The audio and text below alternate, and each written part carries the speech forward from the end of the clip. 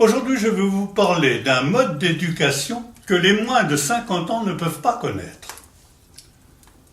La formule préférée de mon père, c'était « je vais te botter le cul ». C'est de la même façon que notre instituteur nous faisait rentrer dans la tête le b.a.-ba qui allait nous mener au sacro-saint diplôme du certificat d'études primaires.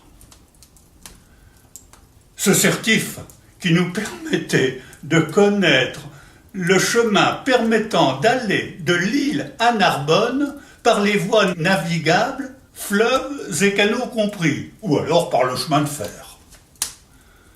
Il fallait aussi connaître les sous-préfectures de chaque département, et les préfectures bien évidemment.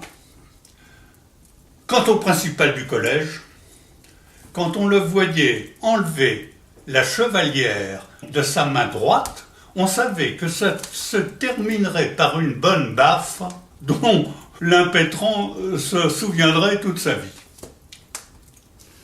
Avec ma mère, la punition corporelle avait beaucoup plus de classe.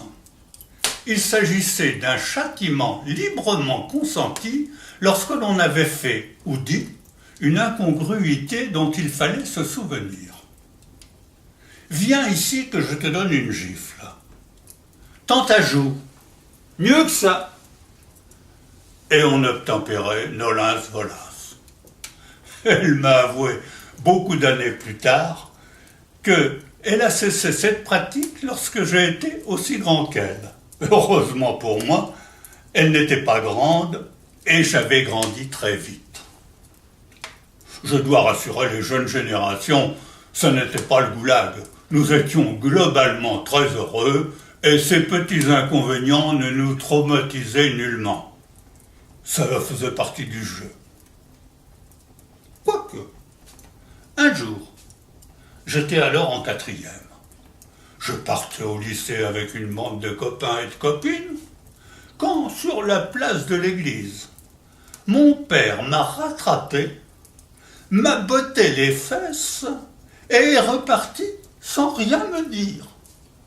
Et je n'ai jamais su le pourquoi de cette sanction publique qui avait eu au moins le mérite de faire rire les copains à mes dépens.